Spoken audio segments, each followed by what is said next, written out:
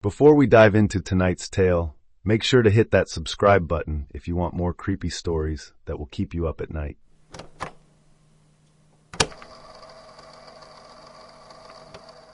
The Bellagio was a ghost of itself, its grand chandeliers dim, casting long, jagged shadows across the marble floors. The famous fountains outside, usually dancing to Sinatra, stood frozen, their water still as glass under a sky bruised with storm clouds. Neon signs along the Las Vegas Strip flickered, their colors stuttering like they were gasping for air. Beyond the casino's glass doors, chaos reigned. Police barricades choked the streets, their red and blue lights pulsing in the distance. Helicopters buzzed overhead, their rotors a relentless thrum that vibrated through the empty lobby. Every TV screen, from the check-in desk to the slot machine displays, blared the same eerie message in bold red letters: "Strip closed indefinitely. Evacuate immediately." The words looped, unyielding, a robotic voice crackling through static, urging people to flee. But for the four strangers trapped inside, there was nowhere to go. Marcus Kane sat on the edge of a velvet casino chair, his faded tuxedo wrinkled, the bow tie long undone and dangling around his neck. At 45, he looked older than his years, his eyes heavy with exhaustion and regret. His fingers, still nimble from years of stage magic, shuffled a worn deck of cards, the edges frayed from countless sleepless nights. Once a Vegas headliner, he'd packed theaters with his illusions, but a botched stunt 5 years ago, smoke and mirrors gone wrong, had left a stagehand scarred and Marcus's career in ashes. Worse, it cost him his daughter, Sophie. She was 16 now, living with her mom in Reno, and hadn't spoken to him in years. He could still hear her voice, sharp with betrayal, the last time they fought. "You chose the spotlight over me," she'd said. The memory made his hands shake, the cards slipping slightly as he fanned them out, then snapped them back together. He glanced around the deserted casino, the silence pressing against his chest. "This place shouldn't be this quiet," he muttered, more to himself than anyone else, his voice rough from too many cigarettes and too little sleep. Across the room, Leela Torres paced near a row of slot machines, her sneakers squeaking faintly on the polished floor. At 28, she carried herself with a restless energy, her dark hair pulled into a messy ponytail, her cocktail waitress uniform, black skirt, white blouse, rumpled from a long shift that never ended. Her sharp tongue was legend among the Bellagio staff, but her eyes betrayed a deeper wound, a haunted glint that hadn't left since her brother Diego vanished 6 months ago. He'd taken a gig with some shady casino outfit, promising quick cash, then disappeared without a trace. Lila had spent every spare moment chasing leads, but they all dead-ended. Now, with the strip locked down and that cryptic alert blaring, her gut churned with a familiar dread. She stopped pacing, her fingers brushing the cheap silver bracelet Diego had given her years ago, its tiny star charm glinting faintly. "This isn't just a quarantine, is it?" she said, her voice low but sharp, directed at no one in particular. She glanced at the others, her gaze lingering on Marcus, then flicking away. "Feels like we're being herded." Eddie Voss, all wiry limbs and nervous energy, crouched near a blackjack table, fiddling with a handheld recorder he used for his podcast, Vegas Uncovered. At 33, he was a conspiracy theorist with a cult following. Well, more like a handful of loyal listeners who humored his rants about Area 51 and government cover-ups. His faded Metallica t-shirt and cargo pants were littered with pens, notepads, and a tangle of charging cables, like he was ready to document the apocalypse at any moment. He pressed the record button, his voice a hushed, urgent whisper. March 23rd, 2025, 2:17 a.m., Bellagio Casino. "The strip's on lockdown, no explanation, no way out. Something's wrong here, folks. I'm with 3 others, and I'm telling you, this ain't no drill." He paused, adjusting his glasses, which sat crooked on his nose. His wild theories didn't seem so crazy now, not with the helicopters circling and the screens screaming evacuation orders.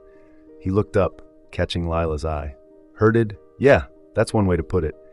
This is a psyop, mark my words. Deep State's testing something big, and we're the lab rats." Signer Ray Caldwell stood apart, his broad frame silhouetted against the glass doors leading to the strip. At 50, he was a grizzled Bellagio security guard, his uniform crisp despite the chaos, his salt and pepper hair buzzed short. A limp slowed his steps, a souvenir from a car accident years back, but his steely demeanor hadn't softened. He scanned the exits, his eyes narrowing at the barricades outside, the distant flash of police lights reflecting off his badge. Ray was a man of few words, but his silence carried weight, like he knew more than he let on. He turned, his boots scuffing the floor, and met the others' gazes. "Arguing won't get us out," he said, his voice low and gravelly, cutting through Eddie's conspiracy talk. "We need to move, somewhere quieter, away from these screens." His calm was unnerving, like a man who'd seen worse than a lockdown and lived to tell about it. The casino felt alive in the worst way. Slot machines, long abandoned, hummed faintly, their screens flickering with bizarre symbols, eyes, bones, spiraling lines that seemed to writhe if you stared too long. The air carried a low, rhythmic drone, like distant chanting, vibrating through the floor and up their spines. Marcus stood, tucking his cards into his pocket, and crossed the room to Lila, his steps deliberate. "Hey, you okay?" he asked, his tone soft but cautious, like he was approaching a spooked animal. Lila flinched at a shadow by a flickering neon sign, her hand instinctively covering her wrist. "No, I'm not okay," she snapped, then softened, her shoulders slumping. "My brother, he worked in a place like this, not the Bellagio, but some off-strip dive. Then he was gone, and now this." She gestured at the screens, the alert still looping. Marcus nodded, his jaw tight. He wanted to say something comforting, but the words stuck. He knew loss too well. Sophie's face flashed in his mind, her smile from better days. Eddie, still recording, paced toward them, his sneakers squeaking louder than Lila's. "You're both missing the big picture," he said, waving his recorder like a preacher's Bible. "This isn't about your brother or some family drama. This is coordinated. Look at those choppers out there. Military, not police. And the Wi-Fi's dead, phones too. They've cut us off." He tapped his phone screen, its no-signal message glowing faintly. Marcus raised an eyebrow, skeptical but uneasy. "Eddie, maybe dial it back. People are freaked out enough." But Eddie just snorted, undeterred. "Freaked out? Good, you should be. Something's watching us, man. You feel that hum in the air? That's not normal." Ray, ignoring Eddie's rant, motioned toward a hallway lined with employee-only signs. "Break room's this way. We can regroup, figure out what's what." His tone left no room for debate, and the others followed, their footsteps echoing in the cavernous casino. The hallway was narrow, its walls lined with faded posters of past Bellagio shows, magicians, singers, all smiling too brightly. The chanting drone grew louder, seeping through the walls, and a new sound joined it, a faint, rhythmic scratching, like nails dragging across plaster. Lila froze, her breath hitching. "You hear that?" she whispered, her eyes darting to the walls. Marcus nodded, his hand brushing the deck of cards in his pocket, a nervous habit. Eddie, recorder still running, muttered, "Sounds like rats, or worse."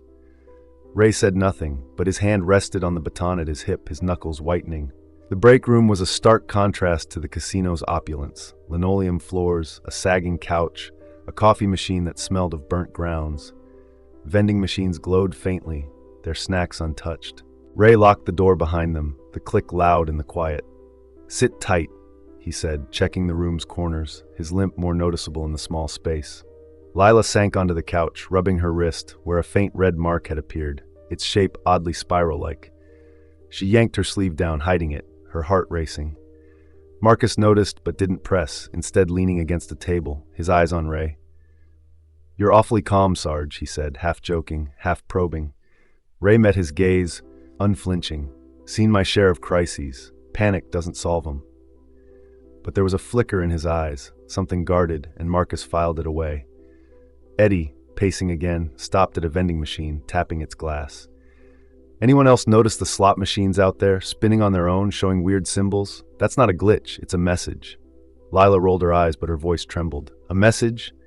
Eddie, it's a casino, not a Ouija board." Still, she glanced at the door, the scratching sound louder now, like it was circling them. Ray, ignoring the noise, moved to a wall panel, his fingers tracing its edges. "Hold up," he said, his voice low.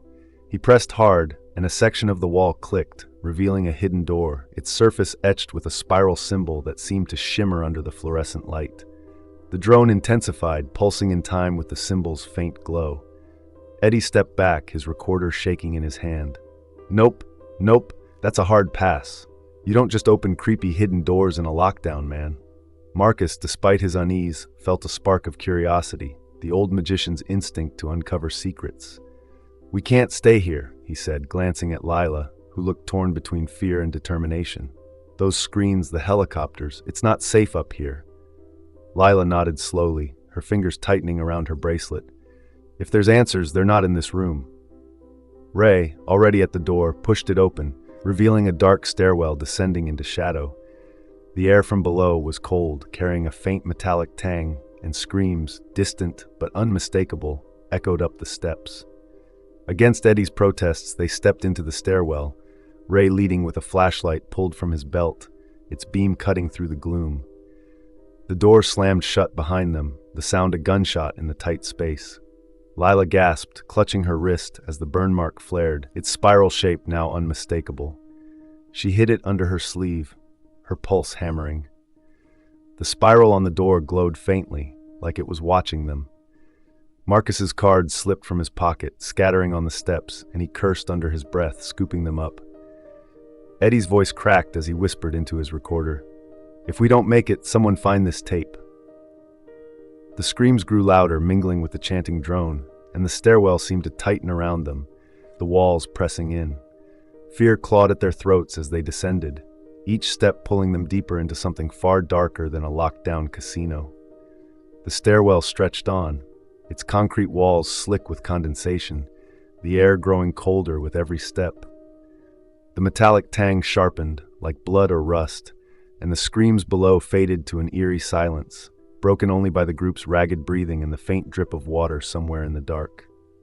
Marcus's flashlight beam danced across the walls, catching faint etchings, more spirals, scratched into the concrete like graffiti from a madman.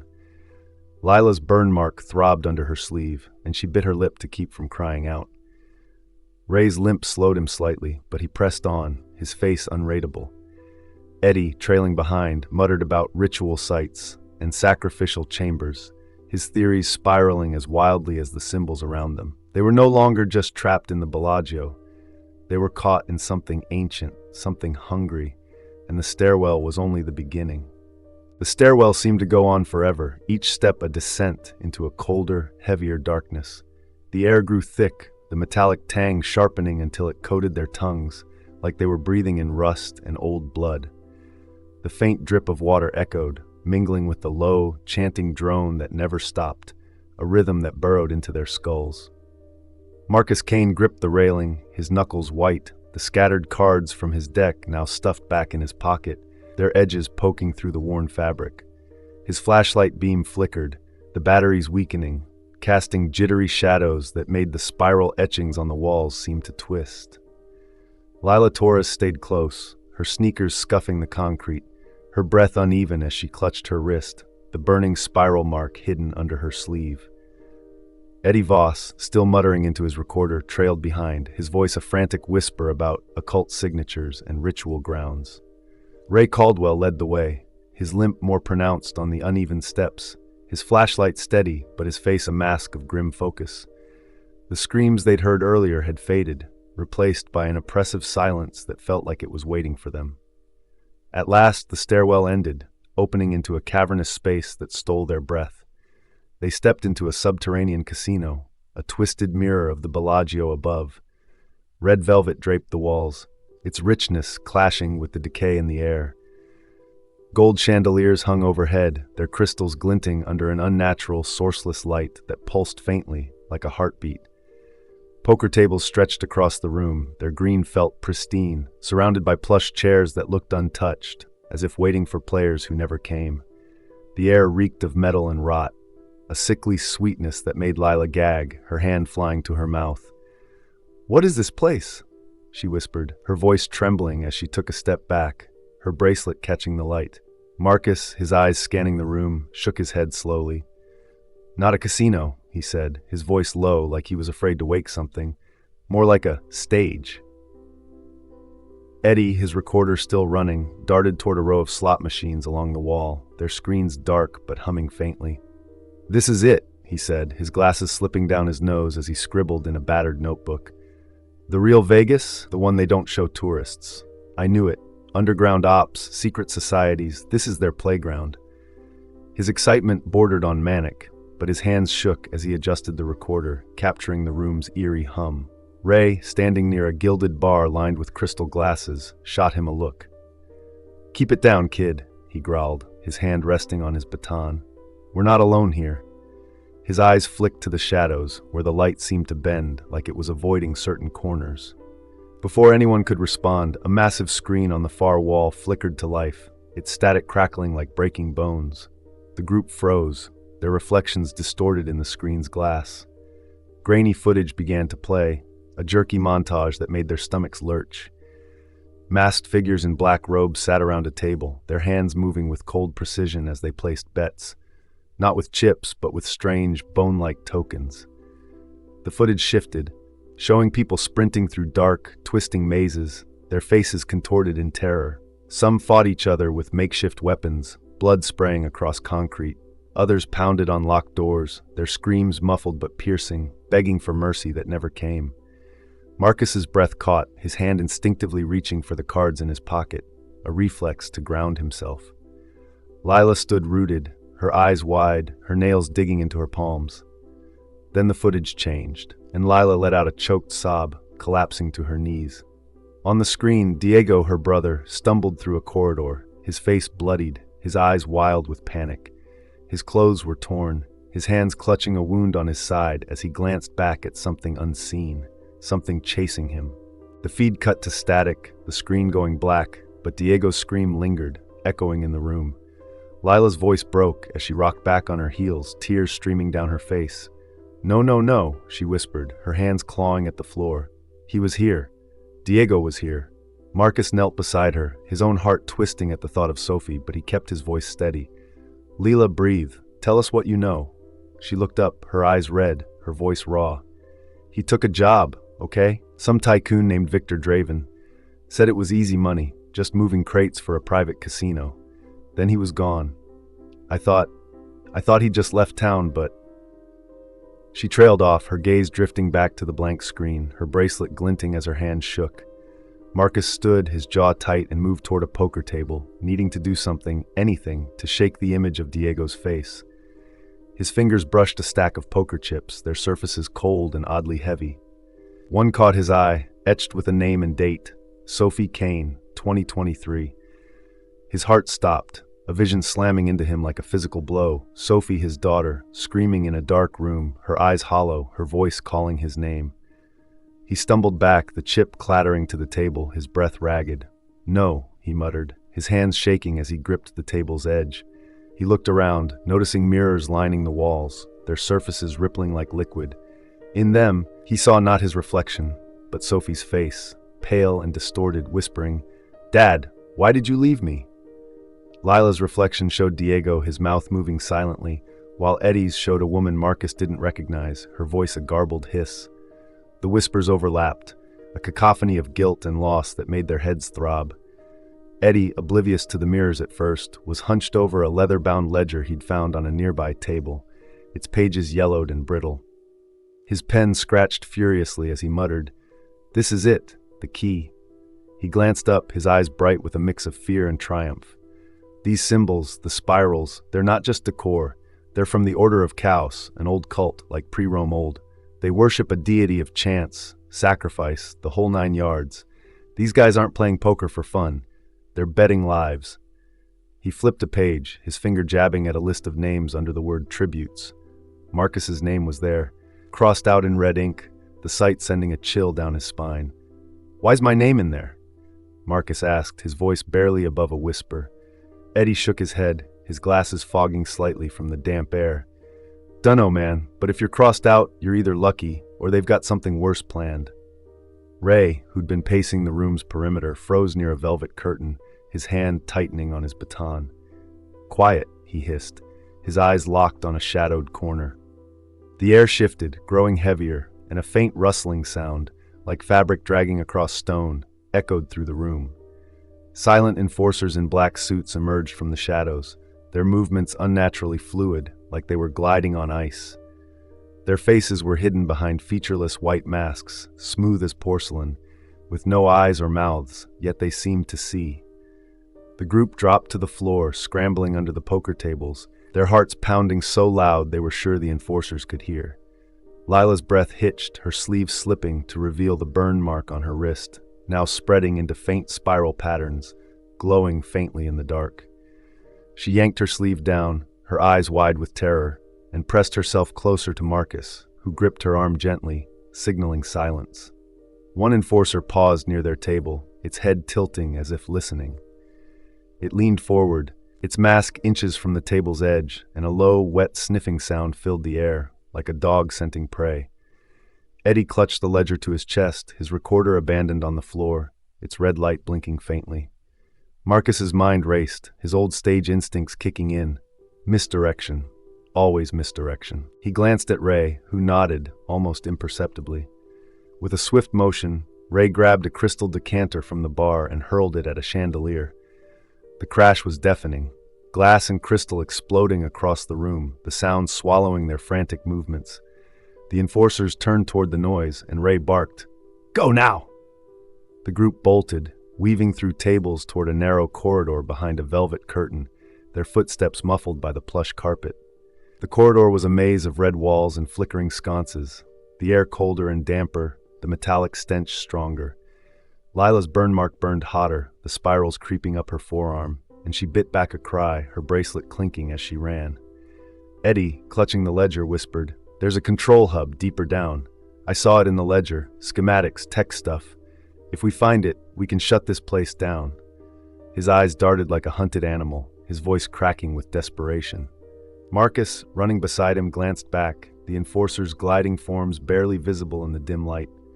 "Shut it down? Eddie? We don't even know what this is." But Eddie just shook his head, his glasses slipping again.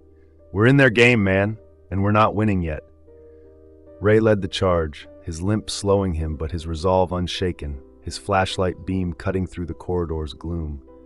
The walls seemed to pulse, the spiral symbols etched into them glowing faintly, like they were alive. The chanting drone grew louder, vibrating through the floor, and the corridor twisted, branching into a labyrinth that felt designed to confuse. Lila's breath came in short gasps, her mind replaying Diego's face on that screen, his scream echoing in her ears. Marcus, his heart pounding, thought of Sophie, the poker chip's vision burning in his mind.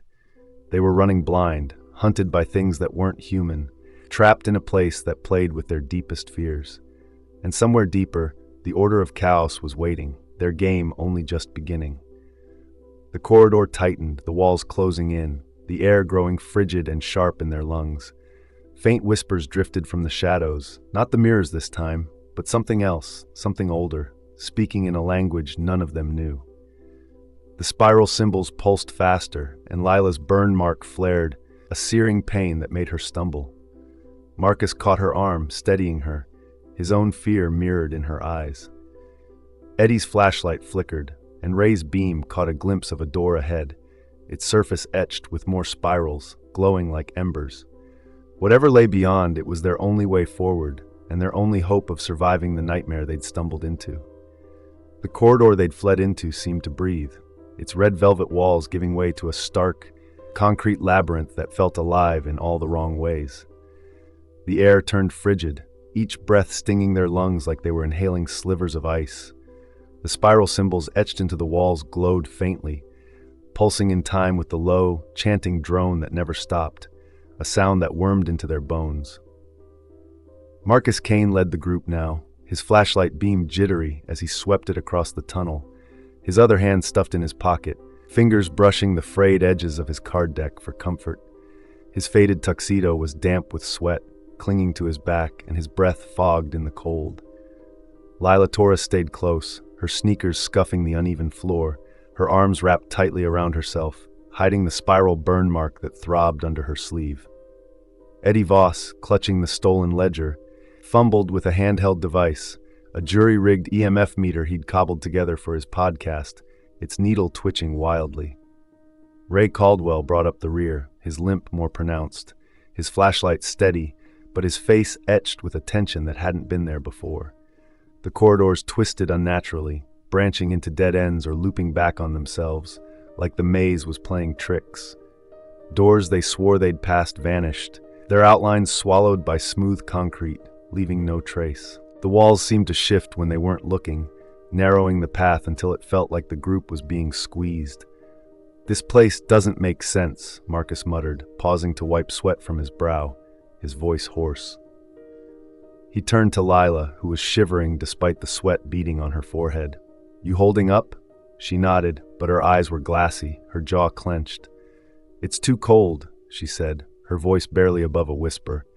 "And I keep hearing," she trailed off, glancing at the walls where the spiral symbols pulsed brighter, like they were listening. Eddie, his glasses fogged from the damp air, held up his EMF meter, its screen flickering. "I'm picking up something," he said, his voice a mix of excitement and dread. "A rhythmic pulse coming from below. It's strong, like a beacon. We need to follow it." He tapped the device, its beeps sharp in the quiet, and pointed down a branching corridor that seemed to stretch into darkness. Marcus raised an eyebrow, skeptical but desperate for direction. "You sure that thing's not just picking up static, Eddie?" Eddie snorted, adjusting his glasses. "This baby's caught EVPs in haunted motels. It's legit. Whatever's down there, it's the heart of this place." Ray, silent until now, nodded curtly. "Then we move. Standing still's not an option." His voice was gruff, but there was a crack in his usual calm, a tremor that made Lila glance at him, her eyes narrowing. As they pressed deeper, the walls grew slick, oozing a black, tar-like substance that dripped onto the floor, pooling in sticky patches. The tar seemed to move, forming fleeting shapes, faces, hands, eyes, that dissolved when they looked too long. Lila's breath hitched, her hand flying to her bracelet, the star charm glinting faintly. She swore she heard Diego's voice, faint and desperate, echoing from the walls. "Lila, turn back, please."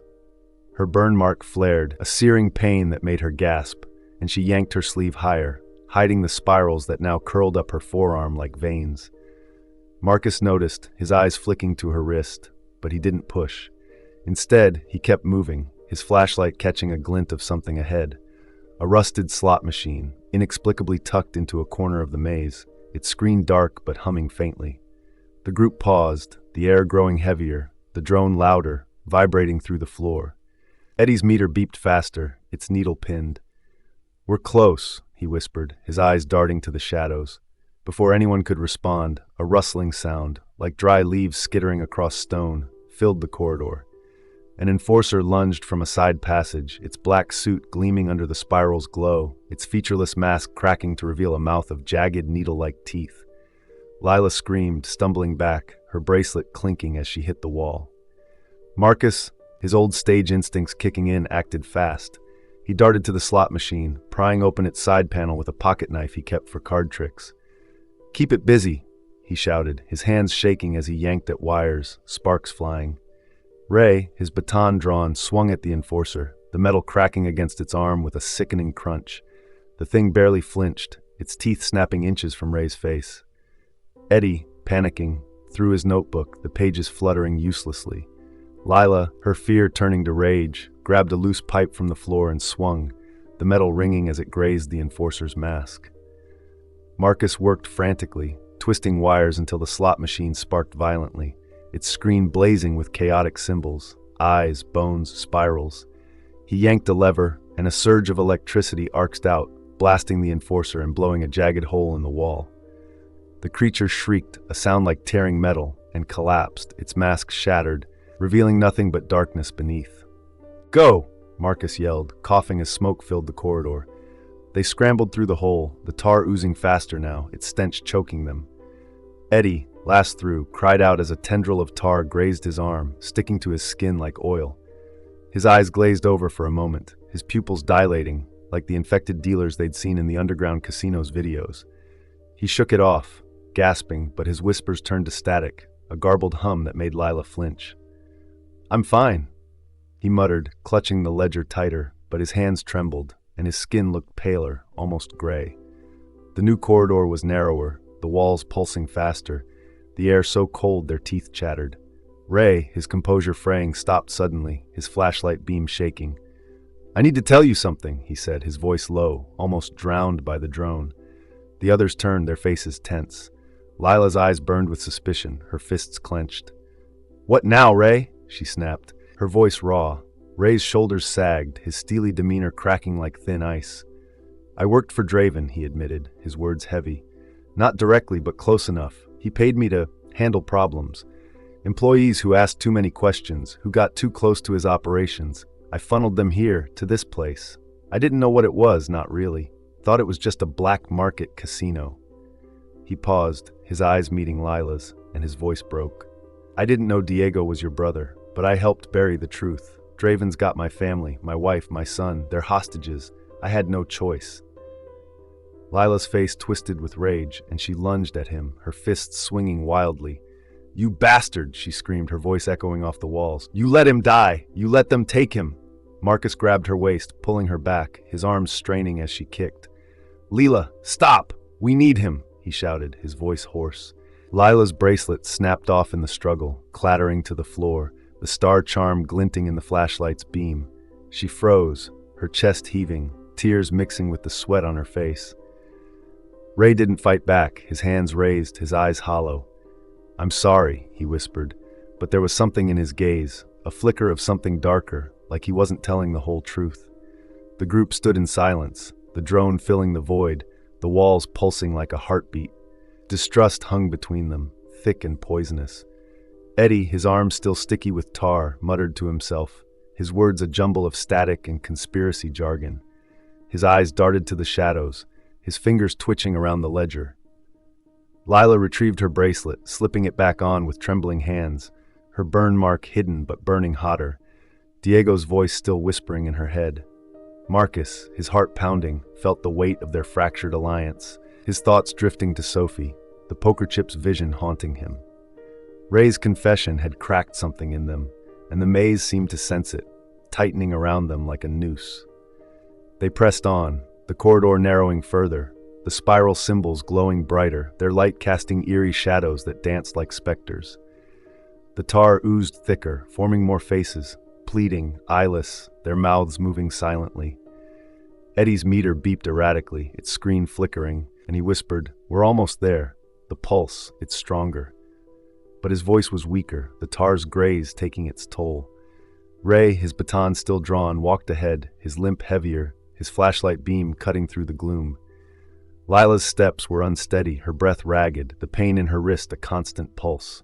Marcus, trailing behind, felt the walls closing in, the air growing thinner, the drone louder, like a chant calling them deeper. The corridor ended at a massive steel door, its surface etched with a constellation of spiral symbols, glowing red like embers. The drone was deafening now, vibrating through their bones, and the air felt charged, like a storm about to break. Eddie's meter sparked and died, its screen black. Lila's burn mark flared, and she bit back a scream, her eyes locked on the door. Marcus's hand tightened around his cards, his mind racing. Whatever lay beyond was no ordinary room. It was the heart of this nightmare, and they were walking right into it. The steel door groaned as Ray pushed it open, its spiral symbols glowing like dying coals, casting a red sheen across the group's faces. The air beyond was thick, heavy with a heat that didn't match the frigid maze they'd just escaped. Marcus Kane stepped through first, his flashlight flickering, its beam barely piercing the gloom. His faded tuxedo was torn at the sleeve, and he clutched his deck of cards, their edges worn smooth from nervous fidgeting. Lila Torres followed, her sneakers silent on the stone floor, her breath shallow as she hit her wrist, where the spiral burn mark now glowed faintly, curling up her arm like a living tattoo. Eddie Voss, his skin unnervingly pale from the tar's graze, clutched the ledger and his dead EMF meter, muttering static-laced nonsense under his breath. Ray Caldwell, his limp heavier, brought up the rear, his baton drawn, his eyes scanning the shadows like a man who knew what hunted them. The corridor opened into a vast chamber, its scale dizzying, like stepping into a cathedral built for something unholy. The domed ceiling arched high above, a constellation of glowing spiral symbols pulsing in sync, their light bathing the room in a sickly red glow. At the center stood a stone altar, rough-hewn and ancient, its surface stained with dark, glistening streaks. On it sat an obsidian sphere, the size of a bowling ball, its surface smooth and flawless, pulsing with red light like a heartbeat. The air thrummed with a guttural chant, the sound rising from a circle of robed cultists surrounding the altar.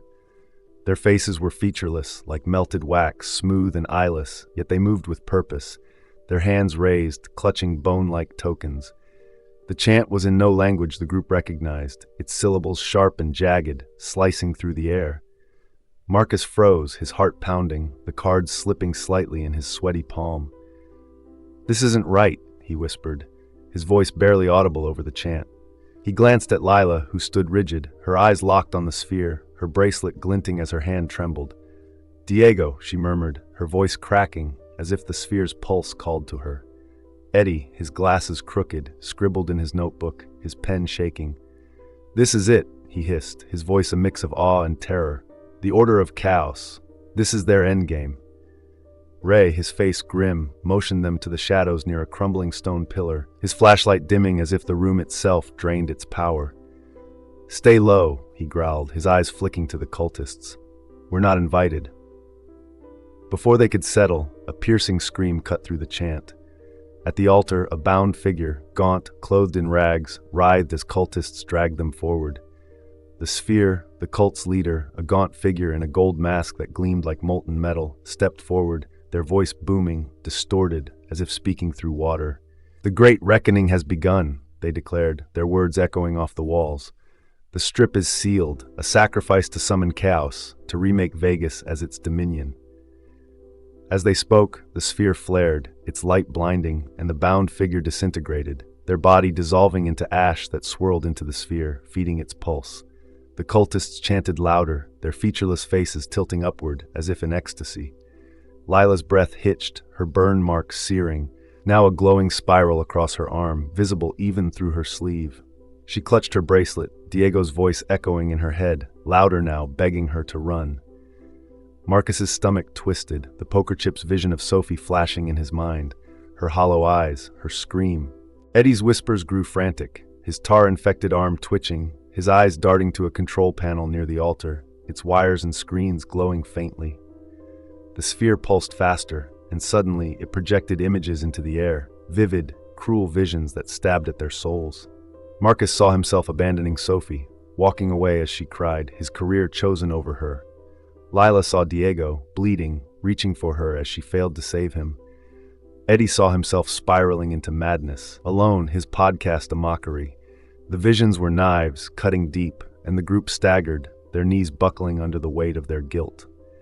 Marcus shook it off, his magician's instincts kicking in. "We need to break that thing," he whispered, his voice steady despite the pain. He pointed to the sphere, its pulse now a deafening throb.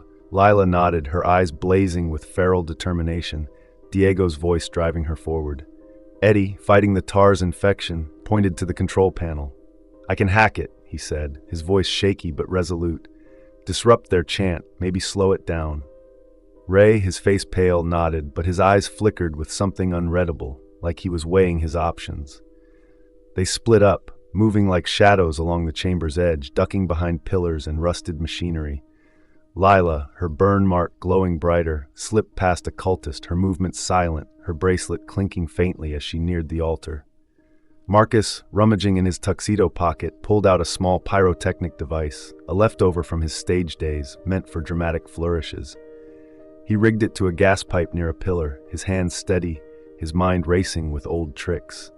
Eddie crouched by the control panel, his fingers flying over the keys, his tar-infected arm twitching but functional. Ray stood guard, his baton ready, his eyes darting between the cultists and the group. Lila reached the altar, her heart pounding, Diego's voice a scream in her head. She grabbed a bone token from the altar, its surface cold and slick, and hurled it at the sphere. The impact sparked, the sphere's light flickering. Marcus triggered his pyrotechnic, a burst of sparks and flame erupting near the pillar, drawing the cultists' attention. Eddie's hack worked, the control panel sparked, the chant stuttering as the sphere's pulse faltered. But the victory was brief. The sphere roared, a sound like 1,000 screams, and the chamber shook, cracks splintering the walls. The cultists screamed, their featureless faces twisting, and enforcers swarmed from the shadows, their masks gleaming, their movements fluid and deadly. Lila fought with feral rage, grabbing a cultist's dagger and slashing at an enforcer, saving Marcus as a blade grazed his arm. Blood dripped, staining his tuxedo, but he pushed through, helping Lila back to the group. Eddie, his hack complete, sent a broadcast from his recorder. A desperate SOS that somehow pierced the chamber's interference, reaching the outside. But the sphere's pulse accelerated, the ritual spiraling out of control. The chamber collapsed, stones falling, dust choking the air. Ray shouted, "Run!" and the group bolted, dodging falling debris and enforcers' blades, their flashlights lost in the chaos. They found a stairwell, its steps crumbling but leading upward. The air grew hotter, the drone deafening, the spiral symbols on the walls blazing like fire. They climbed, lungs burning, until they burst through a rusted hatch, emerging onto the Bellagio's roof. But the world they knew was gone. The Strip was a decaying ruin, casinos crumbling into ash, their neon signs twisted and dark.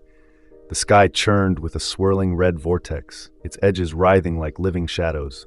Fog clung to the ground, thick and oily, and shapes moved within it, enforcers, victims, something worse. The air hummed with a new sound, a deep, resonant voice that wasn't human, whispering promises of chaos. They weren't in Vegas anymore. They were in chaos's purgatory, and the nightmare was only beginning. The Bellagio's roof was a warped skeleton, its tiles cracked, its edges fraying into the fog. Marcus, his arm bleeding, clutched his cards, his thoughts on Sophie, a flicker of hope in the darkness. Lila, her burn mark still glowing, stood defiant, her bracelet a reminder of Diego's fight. Eddie, his infection spreading, swayed, his recorder still clutched, his broadcast their only lifeline. Ray, his guilt heavier than ever, scanned the fog, his baton useless against the shadows. The vortex above pulsed, and the whispers grew louder, calling their names. They were trapped, hunted, and the purgatory was alive, its traps closing in. The Bellagio was barely recognizable, its once grand structure now a warped skeleton, its marble floors cracked and curling like burnt paper. The air was thick with ash and the faint, warped jingle of slot machines, their melodies distorted, drifting through the fog like a mockery of the Vegas they'd known.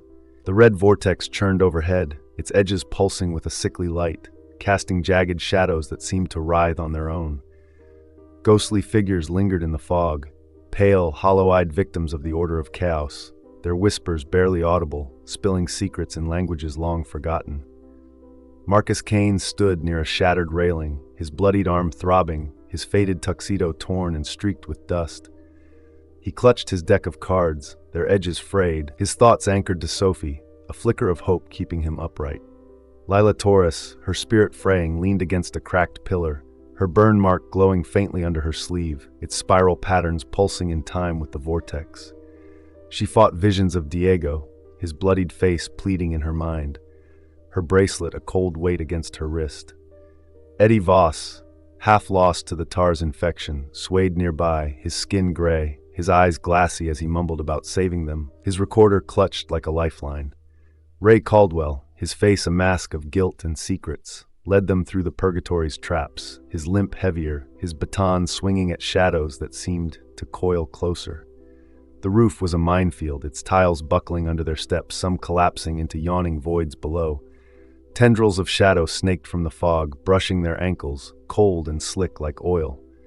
Marcus dodged a crumbling section, his sneakers skidding, his cards scattering across the tiles. He cursed under his breath, scooping them up, his fingers trembling. "This place wants us dead," he muttered, his voice rough, glancing at Lila, who nodded, her eyes haunted. "It's not just the place," she said, her voice low, her gaze flicking to Ray, who walked ahead, his shoulders tense. Eddie, trailing behind, fumbled with his recorder, his tar-infected arm twitching. "I can fix this," he whispered, his words slurring into static. "The code. This place has a code. I can hack it." His glasses were cracked, one lens spider-webbed, but his eyes burned with a desperate clarity. A voice, deep, resonant, and not human, boomed from the vortex, shaking the roof. "One must die to awaken me," it intoned, each word a hammer against their skulls, "or all remain trapped, forever mine." The air tightened, the whispers of the ghostly victims growing frantic, their shapes flickering in the fog. Eddie's knees buckled, his recorder slipping as he clutched his head. "Take me," he gasped, his voice breaking. "I'm already gone, just save them." Marcus spun, his face fierce. "No, Eddie, we're not sacrificing anyone. We fight this thing together." Lila's eyes met Marcus's, a silent agreement passing between them, but Ray's expression was cold, his eyes glinting with something calculating. They pressed on, weaving through the roof's traps, the fog thicker now, the jingles louder, mocking them. Ray led them to a rusted maintenance shed, its door hanging off its hinges, offering temporary shelter. Inside, the air was stale, smelling of oil and mildew, the walls lined with dusty tools and cracked monitors. Ray rummaged through a crate, pulling out a thermos and some chipped mugs. "We need to regroup," he said, his voice too calm, pouring a dark liquid into the mugs. "Drink, it'll steady you." Marcus, exhausted, took a mug, the liquid bitter and lukewarm, but he sipped it, his throat dry. Lila hesitated, her instincts sharp, and set her mug down, her eyes narrowing. Eddie, swaying, didn't notice, his focus on a cracked monitor, muttering about rewriting the Purgatory's code. As Marcus drank, a sharp pain stabbed his chest, his vision blurring.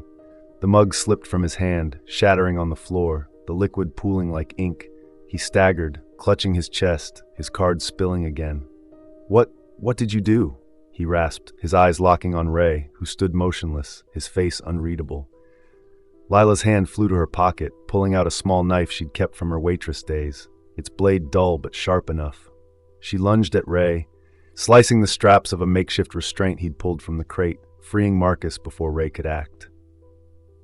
"You son of a bitch," she snarled, her voice raw, her bracelet clinking as she held the knife to Ray's throat. Marcus coughed, spitting out the bitter taste, his vision clearing as he stumbled to his feet, grabbing Ray's baton from the floor. They dragged Ray outside, the fog swirling thicker, the vortex roaring above. The roof trembled, tiles cracking under their feet. "Talk," Marcus growled, his voice hoarse, the baton raised. Ray's mask of guilt crumbled, his eyes cold and defiant. "I'm one of them," he admitted, his voice steady. "A cult initiate, chosen to infiltrate the Bellagio years ago. My family, dead long before this. I played the guilt card to keep you close, to deliver you to Chaos." He sneered, his limp suddenly less pronounced, like it had been an act. "You were all tributes, marked from the start." Lila's face twisted with rage, her knife pressing harder, a thin line of blood trickling down Ray's neck. "You let Diego die," she whispered, her voice trembling, Diego's face flashing in her mind.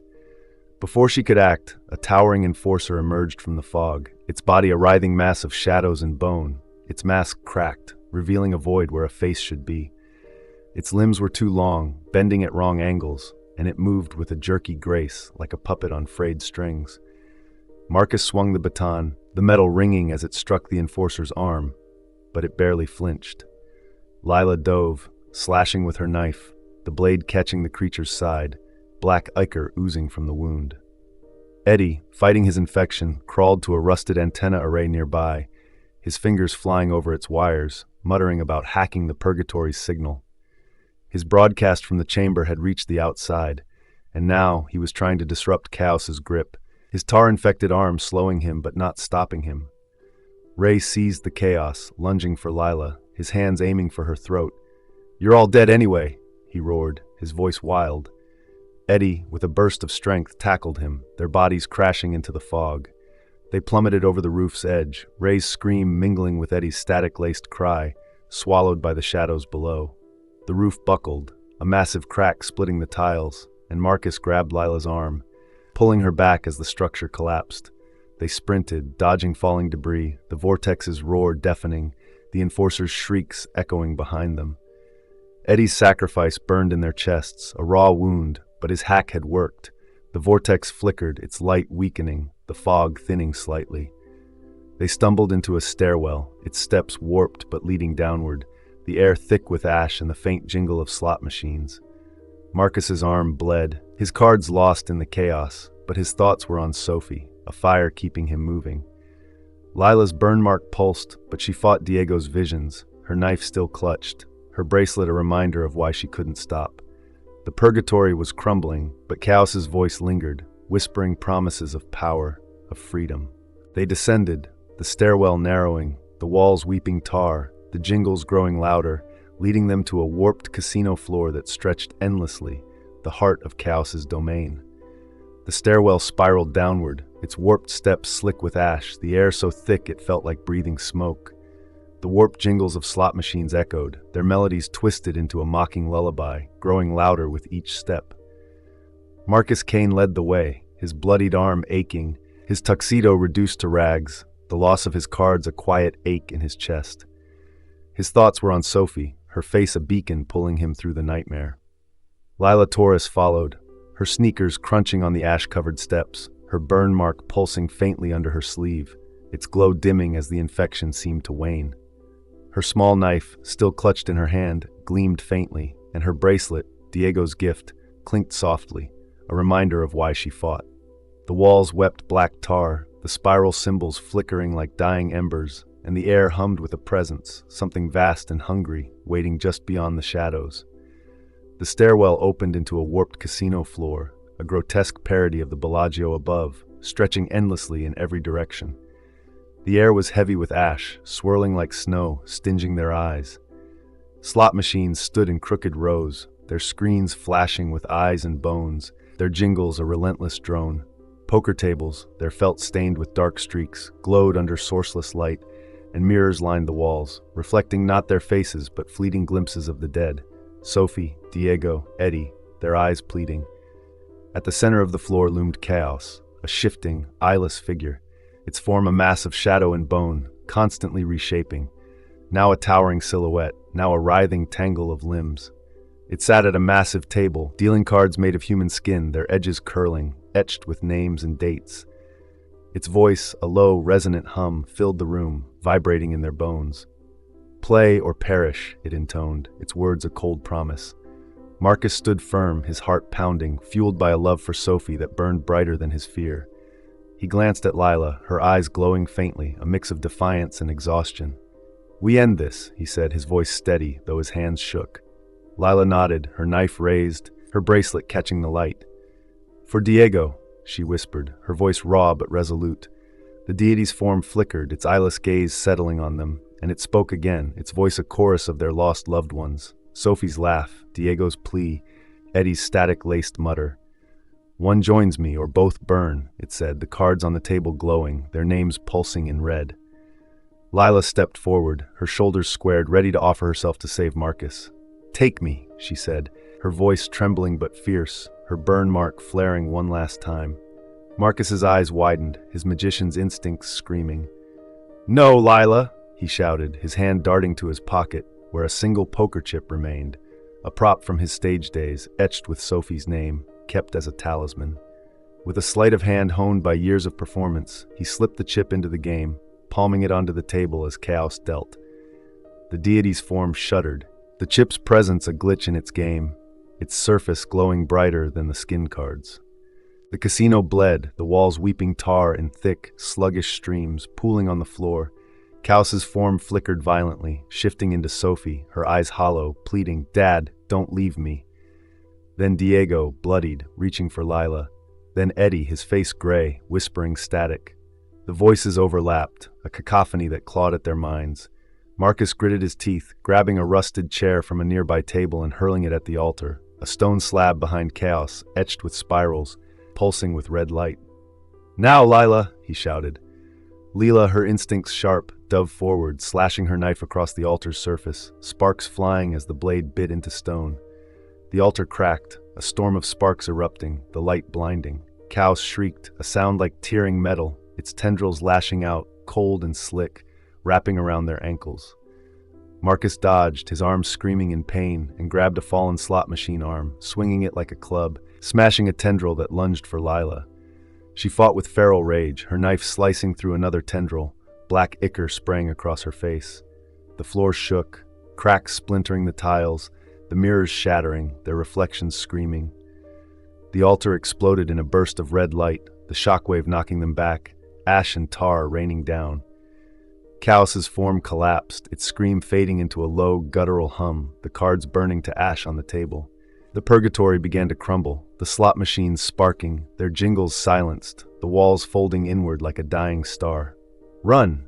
Marcus yelled, grabbing Lila's arm, her bracelet clinking as they sprinted through the collapsing casino. The floor buckled, tables toppling, the tar pooling into gaping voids. Enforcers shrieked from the shadows, their masks cracked, their forms unraveling as the purgatory died. Marcus and Lila wove through the decaying strip, the fog thinning, the vortex above flickering, its red light dimming. Casinos crumbled around them, their neon signs sparking and going dark, the air thick with dust and the faint echo of Chaos's whisper. They pushed through, lungs burning, until they stumbled into the desert, the sand cold under their feet. Behind them, the vortex imploded with a deafening roar, a final pulse of red light washing over the strip before it flickered back to normal. Casinos standing, lights blazing, the sky clear. They collapsed in the sand, their breaths ragged, the silence deafening after the purgatory's chaos. Lila's burn mark had faded to a faint scar, its spirals barely visible, but Chaos's whisper lingered in her dreams, a faint hum that woke her sweating in the nights that followed. Marcus, his arm bandaged by a passing medic, found Sophie days later, tracking her to Reno. She hugged him, her smile warm but too serene, and his heart sank when he saw the spiral pendant around her neck, its design too familiar. He said nothing, the weight of it choking him. Lila returned to Vegas, her bracelet a constant reminder of Diego, her resolve hardened to watch for the cult's return. Months later, a new casino opened on the Strip, its sign gleaming under neon lights. Marcus and Lila, passing separately, froze when the sign flickered, revealing a spiral symbol for a split second before snapping back to normal. Chaos lingered, its game far from over, its whisper a faint thread in the city's pulse. They parted ways, vowing to fight if the cult rose again, their scars, Lila's wrist, Marcus's arm, a testament to a nightmare that never truly ended. Vegas shone bright, but beneath its glitter, the shadows waited, and the cards were still in play. Thanks for watching. Don't forget to subscribe for more creepy stories. Stay safe, and see you in the next nightmare.